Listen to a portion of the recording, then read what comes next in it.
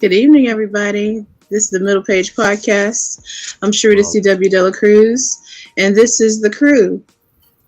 Hey, crew. Say hey, crew. What's going on? This is our folk, Martin, Veep, and Sunshine hanging here with me every week. Well, we missed last week, but hanging here practically every week. And let me utilize their skills and expertise in life and middle-agedom on the show. I appreciate y'all coming on today. Let's see.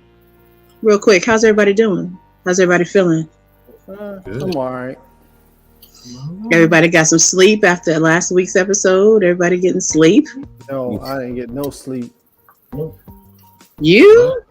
Yeah, sleep connoisseur. It's affecting me. I'm not gonna lie. I had a rough Friday, Saturday, and Sunday. Why you looking at me? No, Sarita, for real. It's not been a good weekend for me. I had car trouble on Friday, and I didn't get it taken care of till Sunday, and then I had to go all the way to Boiling Springs to film that golf event. So I ain't really got no rest at all, and I was lagging, and it's dragging all the way to today, and then we got to work an extra hour over tomorrow. So I'm gonna be cranky by the time I get off work. For real, I'm gonna be real ill. You know, like they say, time to get ill. I don't want to make it seem like I got a story for everything, but I had car trouble one time in South Carolina. The cities are so far apart, and on Sundays, they don't do nothing. No one's open, nothing's going on, not even a tow truck. I literally was right by Darlington, South Carolina, by the racetrack, and I had to wait till a tow truck came from Bishopville. That's pretty far, and then had to tow me to Charlotte. I'm sorry, Lancaster. And so car trouble in South Carolina is definitely troublesome. That's the place you want to be. Yeah. But everybody else got some sleep. I got some sleep, some. I don't get no sleep. Y'all already know I ain't getting no rest. Yeah. That nap I told you I was going to get didn't even happen. You never got it. It didn't happen. If she don't even mind me saying, she messaged me about 3 hours ago, 2 or 3 hours ago, said, yo, I'm about to take a nap. I said, okay. And so here she is, napless. I feel your pain. I figured, though, I got a method to my madness, though. Okay. What is it? I figured if I don't take a nap, I won't have to worry so much about waking up around 12 and 1 and 2 and can't go back to bed. You can sleep through the night. And to solidify it even more, when we done, I'm gonna work out. Oh yeah, you really going to bed. Because yesterday I started that infinity hoop. Did you? You got it going. Could never get it going. I have not coordinated at all. I'm gonna tell you why. I have to take off more links. Oh. Because it needs to be pressed against your skin in order for it to stay. So okay, mine was loose like a hula hoop. No, it's not supposed to be. So okay, mine gotcha. ended up falling down to like my hips, like a hula hoop, and I was still able to get everybody. The boys, they was like, "What is mommy doing in there?" And so my brother was like, "What?" I said, "Just open the door." And I'm just standing there, you know, and doing the thing. Oh, oh, that's cool. Get out of here. And you better not have my infinity hoop while I'm going to work. This big old pink thing around my waist, and you talk about it's cool. But yeah, I figured it out. That was the issue. So I got it going there, but I said I guess I'll do it for 2 weeks since I started it that way. And then I'll just take the other links off to tighten it up to go up here. As soon as I put it on, like I can literally step right out of it. I gave mine away. I might get another one because I just thought it was hopeless. So, but since you just gave me that tip, I might get another one because they said it give you hips. I got the 4 pound weight one where the ball is 4 pounds. So, ooh. Yeah. Okay. It was cool though. I wasn't old lady and stuff. Listen, I will be because my back be hurt. Before you start, get you an exercise ball because I think that's what helped it. Because I got one of the big ones, so I was like stretching out and leaning out on that. So like the normal, I'm not gonna front. The normal little cricks, that I be having, I didn't feel none of that at all today. Really? And that was just from just one night. I get what they come. Well, obviously it's not gonna come inflated, but how did you inflate it? I had one of those pumps. Like I got a pump, electric one, like a basketball pump. And I got the handheld one. Okay, got you. Okay, check it. I'm gonna have to get with you on the flip side about that because I need to know. In check. See, we do our health, wealth, stuff. That's right. Fight of the unforeseen obstacles. That's all I'm gonna say. Absolutely. Today's topic is daddy-daughter dilemmas. I think that everyone understands what daddy issues are.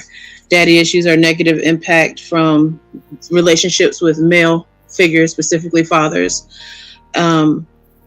with women not being able to relate to men in their lives because of that.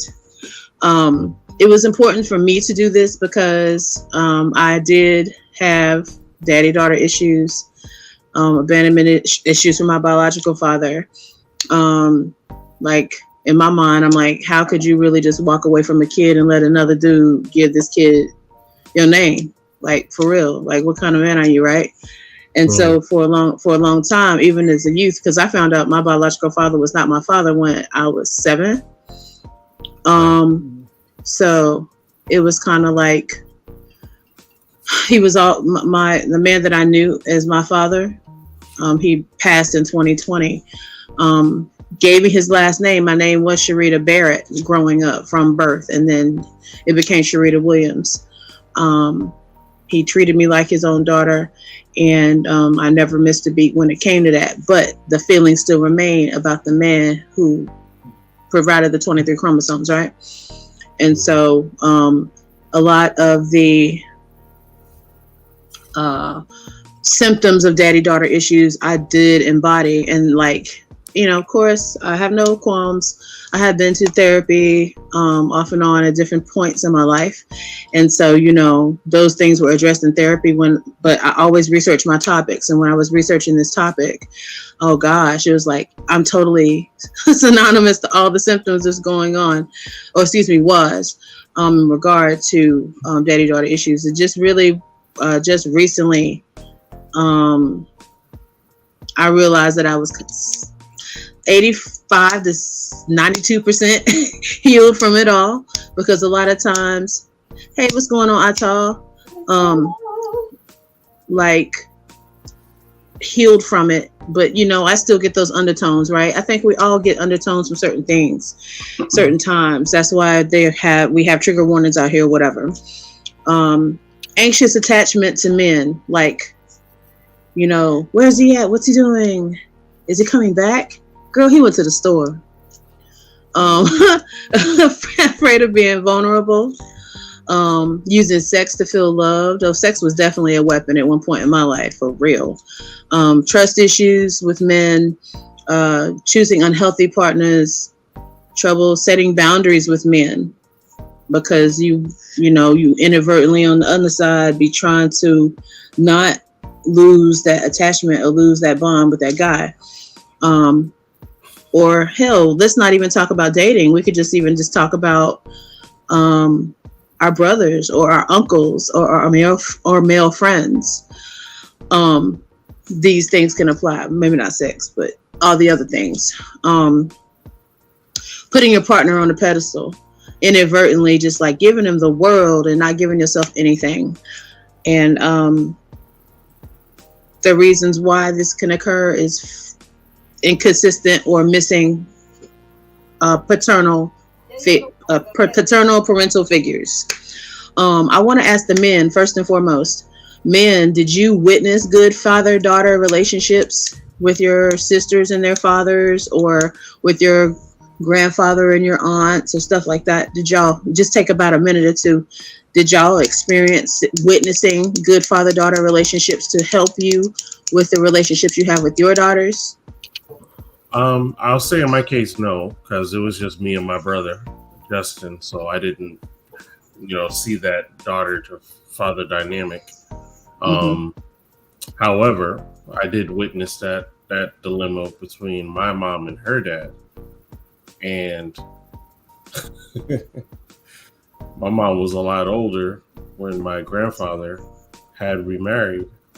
And like a little kid not knowing who was that lady, kind of that tension, So I saw the little daughter inside rising up, like, who is that? That's not mom, type of thing.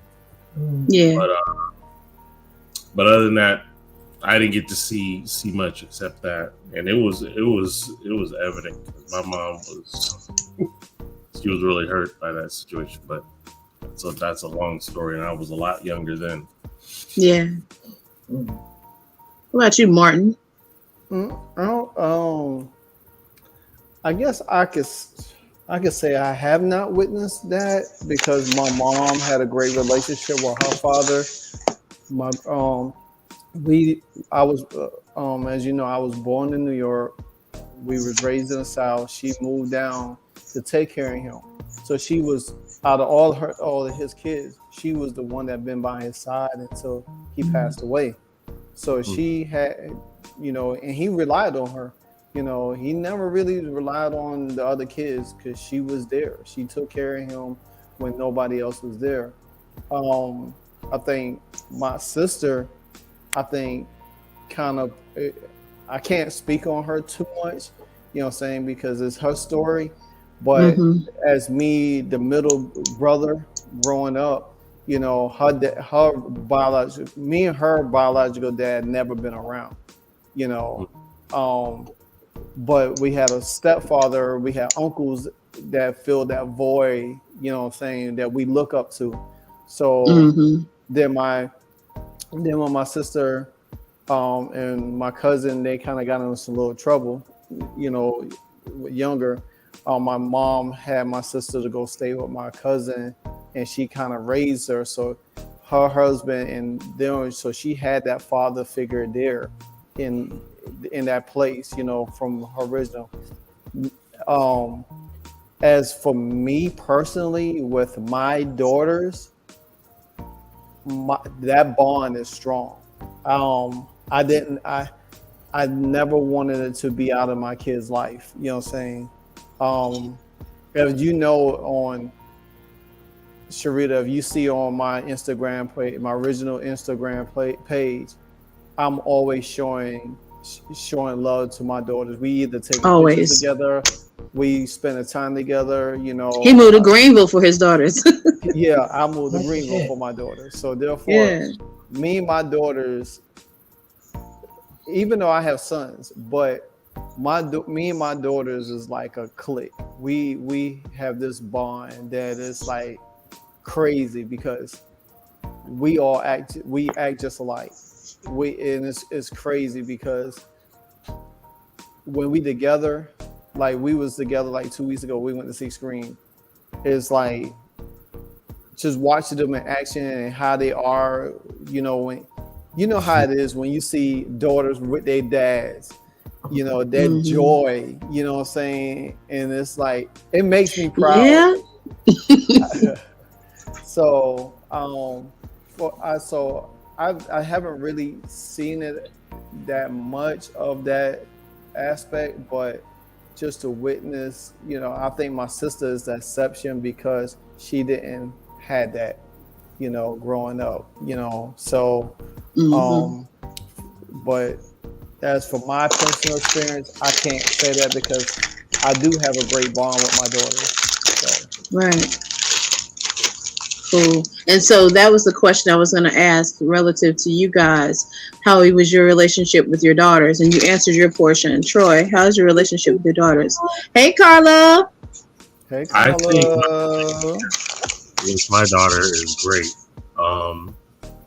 We have communication pretty much every day, from the smallest things of sending. She'll send me pictures of the cats on WhatsApp to us actually hooking up and ice cream or whatever, just chill.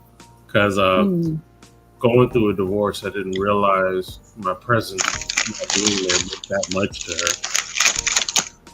her. Men are kind of oblivious to the power of the presence. And that's why there's so many issues now in the home without the father being there. The presence is that serious, and it's funny because shout out to Dimples on deck. Dimples? She had told me, you don't realize the presence that you bring when you walk into the room is there. And that's the thing. She always balance in a great way. Mm-hmm. She always calls me a giant anyway, and I'm like, girl, you about as tall as me. Stop it.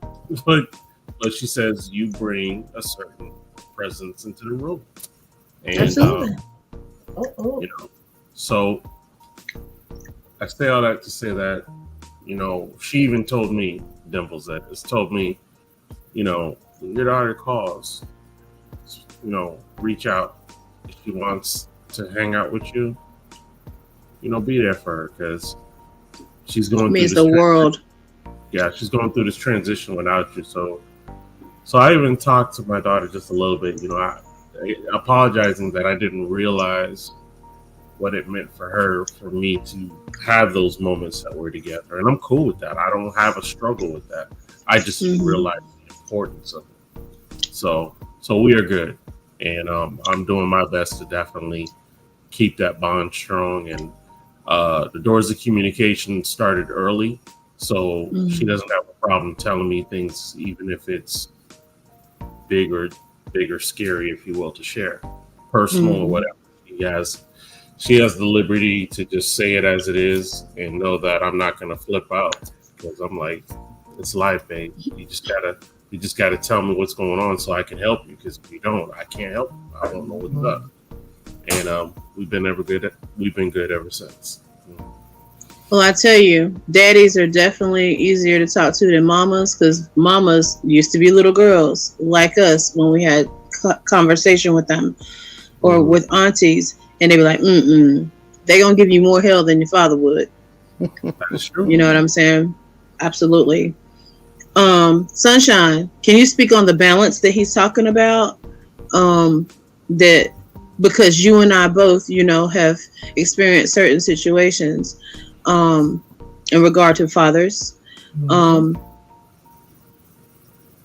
Well, the balance that he's talking about that is necessary. Yeah, because early on, it ain't no secret. My father was incarcerated. He was in and out, back and forth. That's kind of like how, the polygamy arrangement began. But then after, when we had the house fire, we all got separated. So moving in, being bounced around between different people in the family for a little bit, but there were men. I had an uncle, I have two Uncle Mikes. My other Uncle Mike was the first black fireman in Rahway. So shout out to Uncle Mike. Yeah, Michael Johnson, and he also retired as the first black captain as well. So he's part of history around there. My Uncle James, who was a state trooper, and then my Uncle Mike that y'all know that I talk about all the time, my mom's brother. So it's like, for not having my mom after she transitioned, not having Umi because of the separation, and then not my father because he was incarcerated, my Uncle Mike was there.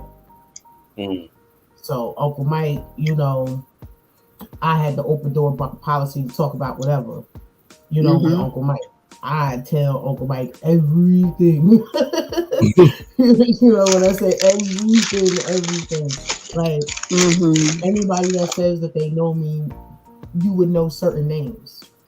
But if you could really tell if somebody really, you know, oh, you don't really mess with Sunshine, because if you do, it's one person she either makes sure that she talks to you about, or you've spoken to already, or she made sure you met them. And that's Uncle Mike. That's Uncle Mike. If they can't say that, then they don't really know me like that. Absolutely. I wanted to ask the question, especially to you two ladies. Okay. When you're going into a relationship, blended family relationship, if you will, and as a young daughter involved, that male being introduced to that female, how can that bridge be created, especially when he wants to show you, I'm safe, I can be that tower that you need to reach to? How does that dynamic work? The first thing. Oh, go ahead, Sunshine. How you deal with her mother? What she watches. The same way the boys are gonna watch you too, because you know they just gonna watch.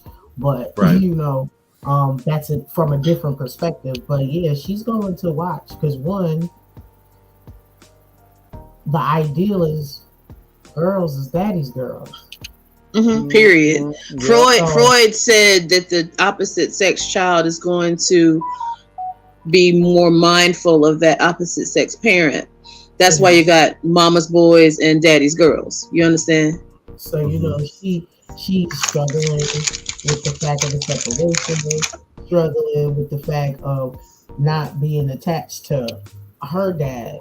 You know, could possibly, not saying, because you know we all could be wrong, and it could just be that she just trying to wait you out. You know what I'm saying? She just trying to fill you out. You know, everything that we can bring up, and which is not, you know, really not to take away from the conversation, but it's like you really honestly just have to watch, you know, and observe, because you will have these small little moments, these little sparks. If you're not paying attention, you'll miss it. You know, like she trust me, I bet she's giving you like little subtle hints, and she's not even cognizant that she's doing it. Like that's about it. That's why I said you really gotta observe, because the more she gets familiar with you, the more comfortable she'll be. And you know, whatever, say if it was just maybe she never asked you how your day was, and then all of a sudden, hey Troy, how's your day? Like, bing, you know, something's going on there. I got you. Shree, to give your input, and then I wanted to share something after that. Yeah, what Sunshine said, everything that Sunshine just said. But what you said at the end about being safe, letting her know that you're safe. That you're a safe space. Don't force that situation. When I say it, I'm talking about, hey, how you doing?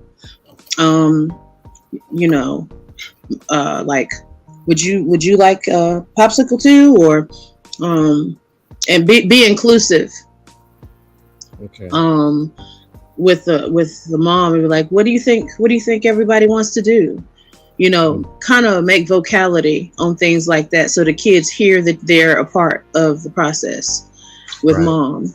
You know, let them make dinner selections sometimes. I mean, I'm not too wild about these kids saying what they like and ew and all that, because we had to sit at the table and eat, and if we didn't, it was breakfast. You know what I'm saying?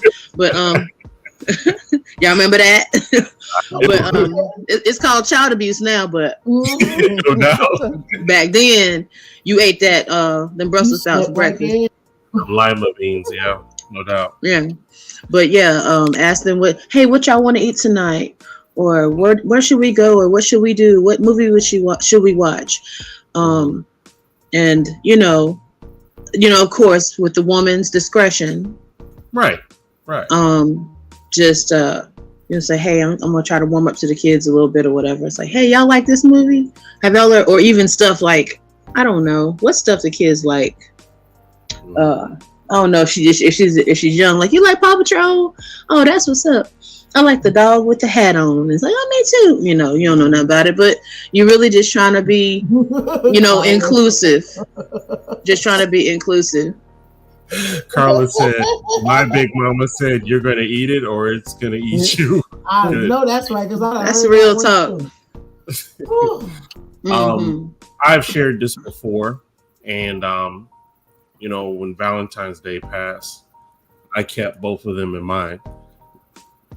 Little homie, I got him from day one. Why? I played video games. One day, we straight. It's a wrap. You're over. It's over for you. Good.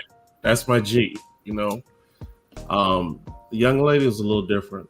And also trying to get the vibe of how she feels about me with her mom. So, like you say, it's really that dynamic I'm trying to feel. But I bought her a little cute white fluffy teddy bear and got her chocolate, and I got boy chocolate, and just let it be. Now both of the kids literally had a mound of gifts.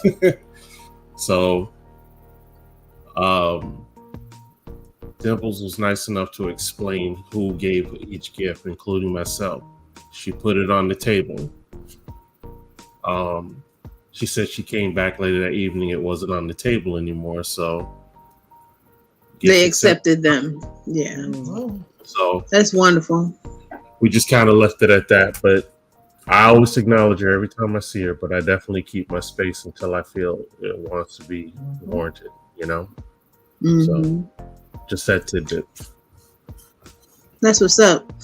Well, we are at the 27-minute mark. We could go ahead and do the Blast Artist of the Week and come back around on this topic of daddy-daughter issues. What you got for us this week?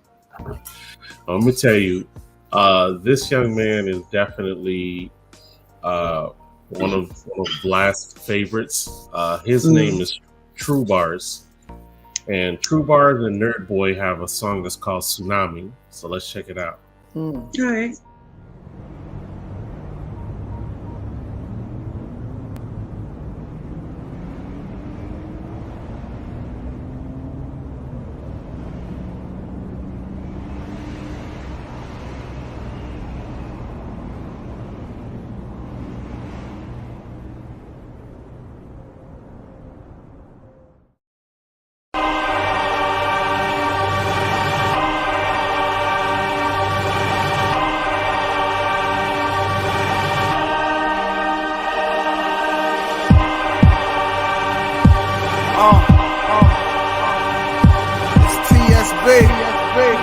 Nerdy boy.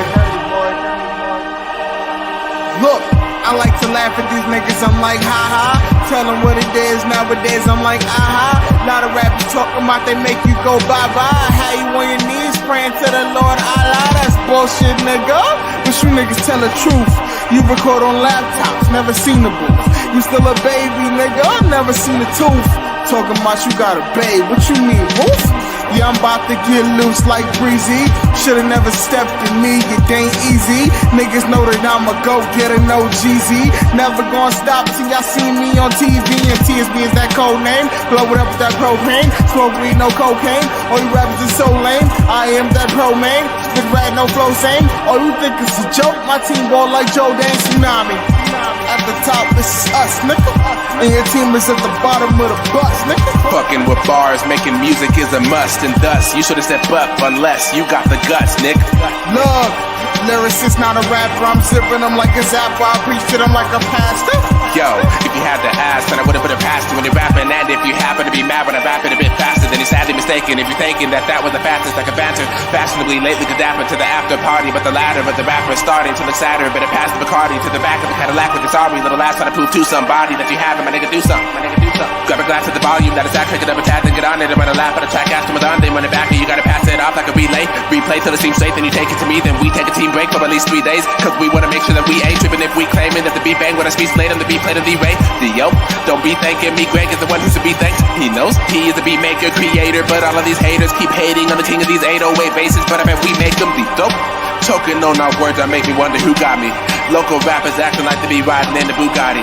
I can admit that my car is old because I can't afford a new body. But someday you're gonna see my music surfing the web like a riding on a tsunami. And at the top it'll just be us, nigga. But your team will remain at the bottom because we just sicker. Niggas know we the realest, and CMG we the trillest. That call me the murder minister. Look, I get it because I'm badder, potentially causing havoc. When I spit a little bit of shit, I get faster. Fuck all of that rap shit, fuck all of that trap shit. Fat nigga with lyricism, I'm bringing back shit. None of you niggas ready, CMG we packing heavy. Taking over the city and my niggas broke the levees. And I'm proud cause all the niggas I fuck with is tough shit. And all my niggas on the road like a bus trip. And we staying on the ground like Harry. Beautiful women that treat me right, I'ma marry it. Lot of niggas chatting about them guns, never carry it. Me and the nerve fighting for the fame, gotta have it. It's sick of your brain at the top, it's just us, nigga. And my team is gonna make it cause it's trust, nigga. We are a lyrical prodigy, I'm talking about you pausing me. Pardon the lack of the grammar, but I'm after any rapper that bothers me. Look, chop it up like wasabi. My lady is right beside me while I'm sending tsunamis. Zooming like I'm in a Ducati, we booming cause I got you by me. When you listen to us, you won't even have time to say, oh my god, Tsunami, tsunami, tsunami, tsunami, tsunami, tsunami, tsunami.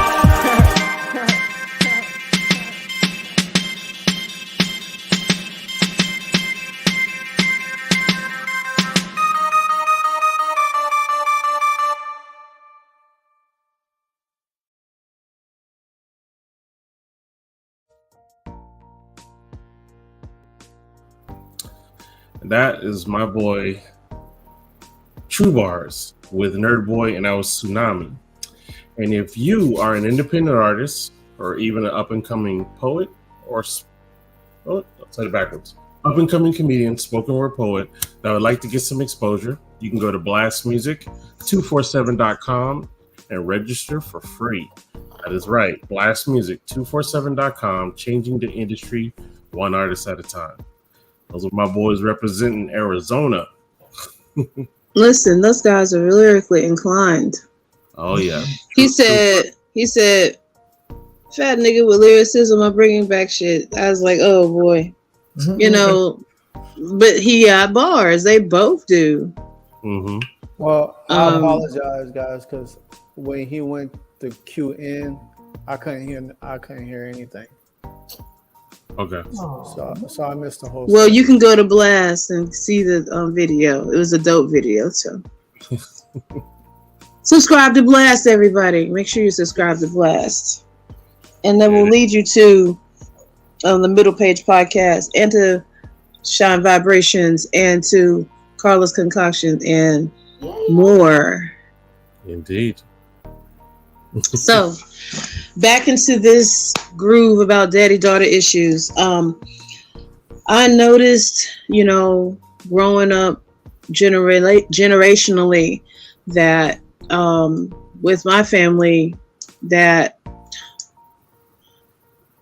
daddy-daughter relationships were always kind of strained a bit. From me and my dad, and now my daughter and her father. He's a lifetime incarcerated person. He's incarcerated right now. He went to jail when she was younger. So for the most part, his first bid, he went to jail under the old law for drugs. So that was like, he did some time. He did time. I think he went in 97, got out in 2013. And then, of course, you know, I'm not saying, of course, he went back. I'm just saying I can imagine the way that life was conflicted with knowing how it was before he went in and then coming out to but telephones in your hand, in your pocket, Right. all kinds of stuff. It's probably a culture shock, and I guess how easy it is to do certain things out here. For whatever reason, he went back, and our daughter has been broken in a lot of ways from that situation. It goes threefold, because one, with him, two, with me, because if I was going to be the best mom that I could be, I had to strap on my boots and work, you know what I'm saying? And that kept me out of the house, out of the home, as a woman should be in the home. And it kind of put a reverse role on who the breadwinner was and who you need to take, who would take care of the children in this trifold, because now as a mother herself, I see some of the same traits as far as the men that have been chosen for my granddaughters. And so, it's important that men play a critical role in their daughters' lives, or even as a stand-in, the uncle, the brother, the stepfather. It takes a village to raise a child. We know that adage, but at the same time, men have to understand, and that's why doing this show is really important. I hope a lot of people subscribe and actually look at this one, because it's a make or break point. Women, before I get into the things that girls need, don't not let that guy see his kids just because he ain't got no money in his hand. That presence, and that's a woman saying that. A lot of women get on me, because I feel how I feel about child support and stuff like that. Of course, child support is important, but as a woman, I would have been working 30 years this year, right? My dad raised a whole another family, but not us. God bless it. And some people are really like that, Carla. I've been working 30 years this year, and and I'm not trying to say, ooh, pop my collar. I never took child support out on either my baby's fathers. But what I'm saying is, women, you got to strap up the boots and get out there and do what you got to do. Women like Sunshine, like myself, go out here and go work every day, or create streams of income every day. We can't sit here and sit on the couch and be like, oh, my baby daddy not giving me, or I'm not getting this, or I'm not getting that. The proof will be in the pudding later in life, when these children need their fathers and they don't get from their fathers what the mother has given for so long. I hate that that's the ugly truth, but at the same time, you can't sit there and cry about it. You did lay down and do what you had to do to have this baby, and part of that responsibility is making sure that child is taken care of. And so, and my big daddy and uncles with my dad coming up, God bless, and I'm glad you had that. You got it right before he died. He was sorrowful about it. Martin has some words on that. Go ahead, Martin. Yeah, go ahead, Martin. I think as a victim of child support, you know what I'm saying, I have a lot of harbor feelings towards child support. Do me a favor, touch on it, because we got a child support episode coming up too. Yeah, but, that's what I was about to say. That yeah, we got that coming up. That need to be a segment, because it is. I'm gonna see if my brother will talk on that one. I'm going. That'll be dope. But to the fact that we talk about daughters and stuff like that, and I think that some parents will, use their kids. They don't try to allow the fathers be in their lives as much as they use child support as a tool to stronghold them and to make them do what they want to do and stuff like that. Well, if you do this, then you can see this kid, and not thinking about the kid missing out of so much potential of growing time. You know what I'm saying? Time is very valuable, because I know how much time is valuable, because I miss some time with my kids. You know what I'm saying? Time that I can't get back. But my kids knew that I will fight tooth and nails to do anything to be in their lives. You know what I'm saying? I'm gonna tell you a true story, and we're gonna move on. Mm-hmm. When my oldest son was born, I moved from Harrisburg, Pennsylvania, back to Georgia. When me and his mom had broke up, but we still communicated. She still lived up there. I rode a Greyhound bus from Savannah, Georgia, all the way to Harrisburg, Pennsylvania every summer to get my son and bring him back. And he was 5 months old. So there ain't no way in on God green earth that if a man is willing to be in his kid's life and he's willing to go the extra mile, I'm a living testimony to that right there. You know what I'm saying? Because any man that want to be in his kid's life will do anything to get to his kid. So I'm just gonna leave it at that right there. Yeah. That episode is real quick. The episode is April 11th. Okay. For the child support woes. Martin, and that's gonna be a full hunt. Go ahead. You I'm were sorry. definitely made of different material, my brother, and I commend you for that, because not only were you intentional, you made a decision, you made a choice, and I applaud you for real. Thank you. I appreciate that. Yes. Sunshine, did you want to tap on that before we move on? I mean, anything in life, it's all about the effort that you put out. So, me and my father, we good. Yeah, we going through some stuff, but I'm born on his birthday, for one. Let's just say that. Out of all his y'all share a birthday? April 25th. Me and my father. I did not know that. My God. Yeah. That's deep. So he know what buttons to push. So for him to be able to keep what he needs to himself, he will purposely start a beef because he know that's the only way I'm gonna back off him. Because you don't want the conflict. And because those of y'all that know me, when my nostrils get to flaring, it's you know what? Because now you done got me to the point where I feel like I'm gonna pull up on you. And y'all know I'll hop in that truck and get on the She will pull up on you. Nothing.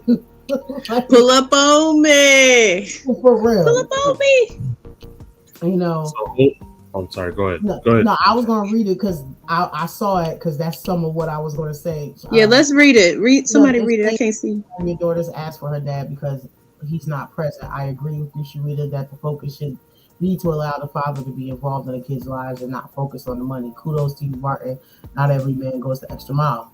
And exactly, like, granted, if it was like a better world at the time, yeah, my father was doing everything that he could because he was already incarcerated when me and my sister's mothers decided, we all moving in together.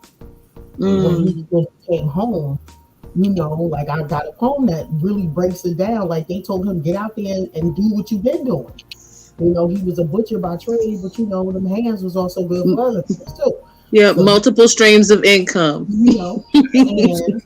And so, but that's what it was. And then when we all got separated, it was like separation and separation and separation. Then the siblings got separated.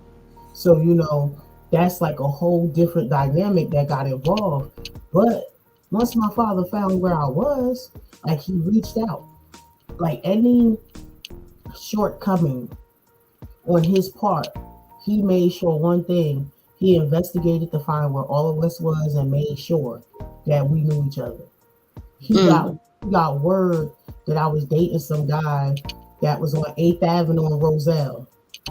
And when he found out whose son it was, he was like, oh no, I gotta get my child. He ends up calling, he got my phone number from Uncle Mike. Uncle Mike's Miss Donald, Shirley Donald's mom and Miss Donald, like these women, they have played an integral part in our family. Amen. Like a second mom to my Uncle Mike. Knew my mother, knew my other uncles, all of that. And her son is one of my godfathers. So my father could always reach out to them to put an APB out, especially on me. So he ends up getting my first time having my own phone number in my room. I get a collect call from Arthur Kill Correctional Facility. Dang! And I hear his voice. I ain't heard my father's voice since I was a little girl. But to hear it, like my heart dropped, like, you know, that drop into your stomach feel. Like he called me. I had that, but it was because of him, my sister Shantae. He said, you know, I hear you out there in my old neck of the woods, so you just need to go a block over, and your older sister is over there. So this whole time, I've been literally a block away from my sister. Wow. And then my sister's, who later became her husband, his aunt was my aunt on my mom's side. So wow, we were already connected to the same people, because once they figured out, like, some people just thought we already knew. And you know how some of us are. Yeah, you got family, but we just don't talk. Right. All those years, that's what they thought. They did not know that I had no idea where my siblings were, that I had no access to them. Like, they did not know that. Like, they felt so bad. That but sucks. my father was, that's the one thing my father was definitely dope about, because that was the best thing he ever did. Like, he might, yeah, because y'all needed connections. He made sure that his daughter, especially, he made sure that we all knew each other. But he said, God, that's one thing. If I don't know nothing else, I know my kids. I know my daughters. I know my sons. And they gonna know each other by hook or by crook. So in spite of the things that we all did not like that he did, he still had the I don't want to limit it, but the good points that he did outweighed the bad, if that makes sense. Right. It does. The disagreements, I ain't even going to say the bad, it's just the disagreements. Yeah. That was his backers decision, thinking that was protecting us from a lot of things. But why you want to beef with me? Me out. Right. Hey, real quick. Can you shout out your earrings and your shirt today, please, ma'am? That shirt is nice. Oh, well, you know, this is my broski from back home, you know, the PC 07065. This is Fresh Fly, fresh clothing. These are the Fresh Moons, is what we like to call these. Also, I have a light wooden pair that's just like this too. But you know how we do, for us, by us. That's what it is. I'm a walking billboard. He got a website or an Instagram page? Oh yes. Does he? I'm working on getting him on my podcast. But okay. I was dealing with a lot of the same dynamics that I'm dealing with right now with my father, with his mom, and with moving. And he has the clothing line. He has the books. He has the poetry books. He has the music. So it's not just one thing only. He also has the Wick Spaces, fresh clothing. Everything is fresh clothing. Instagram is Go Fresh Yourself. Go fresh yourself. I like that a lot. Fresh Lifestyle is the new one. I don't even, my phone is right here. I don't know why I'm sitting here fiddling, but you know, anything you see me on social media where he's tagged in it. Anytime you see anything like this, he's tagged in it. You know, I wear these every day. So dope ensemble. I've had like, I think 10 pairs of these already. I know it. I noticed those are new. Those are new. Those aren't new? No. Oh, okay. When I went home, that was the plan, but I didn't get to do it. I thought the other one, I thought you had a pair that was silver tone. No, they look just like this with this emblem on it. And they're black and gold, and then the other ones are tan. Like gotcha. Light wood color. So Gotcha. So real quick before we jet out, we're going to talk about some of the things that men can do to engage and create great relationships with their daughters. You know, we can sit here and talk all day about, you know, what we didn't have, but we want to impress upon this generation, middle-aged men, it's not too late to engage yourself in your children's lives. And we want to give tips and understanding to give people hope, right? Some of the things that you can do as fathers, be a positive role model. You know, don't sit here. I hear it all the time from the brothers. I love y'all. I love y'all with all my heart. But so many times, boys, whenever we was growing up, they was boys. They grew up to men. They was dogging girls out. And what they have, a bunch of girls. And then they got to recoup how they treated women through their better relationships with their daughters. Let's speak on that right quick, because we got brothers on the line. Like, let's speak on that. Y'all, I mean, maybe not you guys, but can y'all speak on that right there? I know for a fact, I've heard the I mean, let me backtrack a little bit.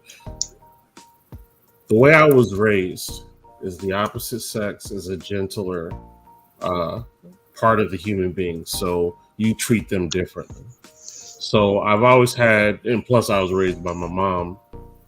Pops wasn't in the picture, so I had that better dynamic of, you know, how to treat a lady and stuff like that. So there was no dogging women out. That wasn't my interest or whatever. But nevertheless, I did hear about people who, especially ladies, were saying, you know, you disrespect women, God gonna bless you with girls, and then you're gonna have to rectify the mistakes that you made or deal with the headache of what they're going through.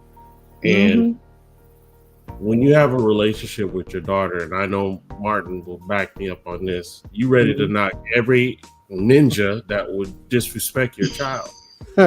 Man, look at him. Look at him. My daughters already know I ain't wrapped too tight. What you gonna do with prom season, Martin? Prom season coming up. We're not about to play that one. You saw my post about that. I don't like that post. Let me tell you something. I don't like that post. That prom post, I don't like that. I tell my daughter straight up, I said, look, I will walk out there in a flashlight and slippers. I ain't playing no games when it comes to my daughters. What the hell? I'm gonna tell you, they be laughing because they think it's so. They don't understand. And he's a fool. Yeah, because like Veet said, he was raised by his mom. My real father hasn't been around, but I have memories of him. But my mom, she was a woman of few words. Me, my sister, the way we raise our family, our kids now, is from her. Right. My mom never, when it came to her kids, she never took mess when it came to her kids. Period. Right. That's how we are. We go tooth and nail for our kids. I do not play any games. I don't care what the circumstances is. I deal with it accordingly. But when you mess with my kids, all bets off. And they know that. They know that, hey, if anybody mess with me, I'm gonna call my dad. Because they know they know I'm coming. Even my sister, if somebody messes with her, she knows how to protect, because we both protected over each other. And now that it's just two of us, she knows if something jump off, she calls that phone. She said, "Hey, I need you." She know what I'm coming, because that's just you have to protect. You have to protect your own. And V can attest to this. As women are natural nurturers, you know, they automatically react when it comes to messing with their kids. So just, you know, and then that, you know, you have that father figure that's pertaining to their daughters. It's a whole new, it's a whole different dynamic. So yeah, I ain't not playing that kind of game at all. Absolutely. I could be 200 in a wheelchair and you still gonna get the business. 200. You know what? On to the next. On to the next one. Listen, unconditional love. Like Veep said earlier, there's nothing that his daughter can't talk to him about. Just make yourself available to the girls so they can know that you are there for them. A spiritual leader, I think that right there is very important because, I mean, of course, a lot of our households, don't get me wrong, because just because I've been married and I am married now, I don't mean I was always living in the house with someone I was married to. But even still, that male has to be someone who has some morals and some spirit about himself, whatever you observe on that level. Just make sure that the kids got some morals and some standards, some tact about themselves, because it's one thing when mama say it, but it's another thing when daddy say it. It's another thing when a male role model or influence says it. Let's see, me and my chicken scratch. Support and confide. Support and let them be confident in you. If you say you're gonna do something, do it, Dad. Don't be like, I'm gonna meet you at the spot. I'm about to say the block. Meet you at the spot. I'm gonna meet you at the spot. We're gonna have ice cream, or we're gonna go skating, or I'm gonna cash app you $50 for the weekend. Follow up with your word. Make sure that the girl can trust in you, because you don't realize it, but you're setting the standard of what that young girl is going to look for in her mate. And if you're mature enough, that don't sound weird.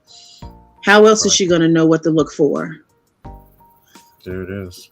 To be honest, I mean, my dad was around,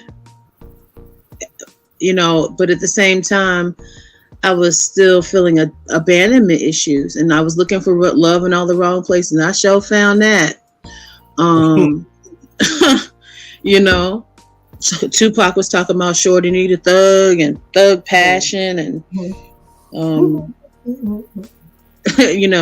what was how the song go? You feeling strong, got it going on. Need that thug passion, baby. And talking about Alizé and all kinds of stuff. I was singing it, and that's why I started laughing and put my head down. Or even that song, Just Like Daddy, Come On. And I don't know if anybody know the hook, but if you know that song, it was really impressionable upon us young girls. It's like, yeah, that's what I need. That's what I need. And it's touch and go. But when you got that real man or that real male figure in your space, it makes a difference. We've been talking about daddy-daughter dilemmas tonight on the Middlepage Podcast. We talked about the symptoms that might occur in a woman or a female in regard to abandonment issues or missing or inconsistent fathering. We talked about what the men think in regard to women and girls in their lives that they've witnessed with lack of fathering. And we've also given some tips on what dads can do to be better fathers toward their girls. Everybody, take about a minute to give y'all last words if you want to give some introspect to people about daddy-daughter dilemmas or how to make it better. Sure. The main thing to think about is this. Take care of the ones that are going to end up eventually taking care of you or not. And dang, I've spoke to my spouse who tends to be a little hard on their kids, and I'm like, look, you got the power to attract them and repel them. So you may want to fix that dynamic for yourself. Whereas with me, I let my kids be who they are, who God blessed them to be. My son is definitely not my daughter. Two different mind thoughts, two different personality traits, and I allow them to be who they are. And I got to be there for him just as well as I got to be there for her, And granted, she's the one that's more receiving of my presence, but be there for them, people. Protect your future. Pay it forward. Sounds good. Sunshine? Okay, Red Man, I smacked the shit out you in the background. That's Jose's ring. That's Jose's wake up. You saw me looking like this. Yeah, but no, what's so funny is you got Jersey playing in the background. Hold on. Jersey about to speak. Yeah, shouts out to Red Man. Yeah, I just shouts out to my husband's wake up ringtone. Yeah, I just like the how that was just that's a way to wake up. But, just being your authentic self. I can't get enough of saying that and making sure that you're present. You have to be present. There's no excuse. Every time that you go buy drawers, you know your kids need it. Every time you go to the refrigerator and you go get something to eat, you know your kids need it. Like literally, the little girls will be the women of the world that will then have more children. Mm-hmm. So if they don't get it right in that cycle, that's where the disconnect is. Literally. Mm-hmm. So sisters, even if you know you got some daddy issues, don't bring that into your relationship. Don't do that. Brothers, get healed. Get healed. And brothers, if anyone goes near my kids' valley, they will tell you, my foot was on their neck, okay? No, you're going to get your son. No, you're going to do this. Oh, what? Okay, well, I'll be there. I'll drop them off. Oh, you need groceries too? Okay, we're going to make sure you got everything you need. Exactly. I'm going to give you all the resources to be a daddy today. Everything but the daddy. Because again, I also had a different beginning. So I understand what that co-parent, what the effort you need to put in. This is not the time to point fingers. I shouldn't do this. I should. If the whole thing is about the babies, then you got to do your part. And sometimes, it comes a little bit more on the other person. But if you're not doing it for yourself and you're doing it for your kids, it shouldn't matter how much effort you're putting towards them having a relationship with their absent parent. That point. There it is. Damn, she ain't leave nothing left for you, Martin. There's always something left. It's always something. He's him a daddy. It's always something that left now. You know what I'm saying? So one of the look here you go, unzipping the jacket. All right, Pastor Martin. I'm sparked him now because I'm on his side. The fact of the matter, Vita and Sunshine had very, very profound, great points. But one of the oh my gosh, this guy. One of the most important things is that when you're dealing with your kids, and you guiding them through life changes because they're gonna have their own journey. Don't be their friend. That's one of the most important things that you can never ever do to your kids. I see so much parents are friends with their kids. I'm so sick of it. And their kids disrespect them. And Lord Jesus, thank you, God, that my kids do not disrespect me because like what Bernie Mac say? Boy, let me tell you. And you gotta really just like guide them because society has it set up so much where there's a lot of misguidance for kids. Yeah. So as us from old school, we gotta guide the new school right. And so with that being said, just continue to be in their life, continue to play an intricate role in their life because at some point in time, they going to need you. They going to need to have that advice. They want that advice. They going to have that sit down talk. So you got to be open. You can't be shy and give it and speak real. Be real with them.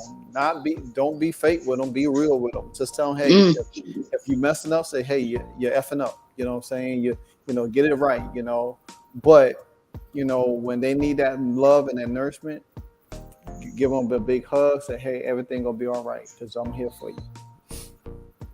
Nice. Yeah. Oh man, I don't think we could say anything more than that. All of y'all have the most insight. I'm so grateful to have y'all on my team. Next week we are going to be talking about, I think I should tell people because a lot of times people are like, what y'all gonna be talking about? Carly said it matters. Carly said it matters. She's agreeing. She says she deals with a disrespectful child because her father never had her back. That part. And me and Carla go back and forth all the time because we got 2 daughters. Woohoo! Anyway, next week we're going to be talking about situationships. That's going to be real fun. We about to be real fun. I think I might invite Carla on the show for that one. Carla, you available next week for that one? No, you going to be on this one? We might have a delay. But anyways, we'll get her in if she's not busy. I think she's got to play. Hold on. She got to play the first, don't she? Look. But she don't have a play. Yes, and it is the first. Because she stay working. She commented. She said, oh, Lord, don't be calling on the Lord. We called on you. Oh, no. Only to give insight, baby. Only to give insight because we know you got the most. Okay, yes. Yay. Real quick, shouts out to Carla. She's got a play called If It Doesn't Kill Me, directed and created by Tamika Allen with I Inspire Productions in North Carolina. Carla is putting in work. Is that the play, Sunshine? Is that the name of it? Sounds about right. Okay, yeah. And our sweet brother Otis, I love Otis Simpson. Shouts out to Otis Simpson. Otis Simpson. He is so wonderful to me. Guess what, Otis? People did come to see you, Otis. They come to see you all the time, Otis. We love you, Otis. Well, I'm gonna go ahead and get us on and get gone because I think everybody needs some sleep. Including me. I got a early rise. I get up at 5:00 in the morning for my shift tomorrow. That's the I need sleep. That's the I need sleep dance. I'm gonna get my infinity hoop on first. Remember? Yeah. I'm not going to even talk about sleep right now. I've been deprived. The sleep king is not going to talk about sleep. Man, let me tell you, the force is real. The force is real right now over here. The force is real. Look at I'm telling you, man. Check. Oh, but guess what though? I'm coming up on my 4-day weekend, so you better believe it's going. I'm gonna get some sleep. It's going down. And hibernate. Listen, I might have to call my phone, check on me. Yeah, I'm gonna call your phone and check on you to make sure that you ain't been too much sleep. Yeah. Too much sleep, too much of anything can be harmful. But anyways, everybody get some sleep. Make sure that you subscribe to Blast Music 24/7 on YouTube for the Middlepage Podcast. This was number 10. Yay! This is our 10th episode, so we're gonna keep going. Shouts out to Sunshine and Carla for bringing me into the fold. Thank you, Troy, for everything that you do, and Martin, of course. I'm Sharita C.W. Dela Cruz, and this is the Middlepage Podcast. See you next week. Y'all are awesome. Thank you.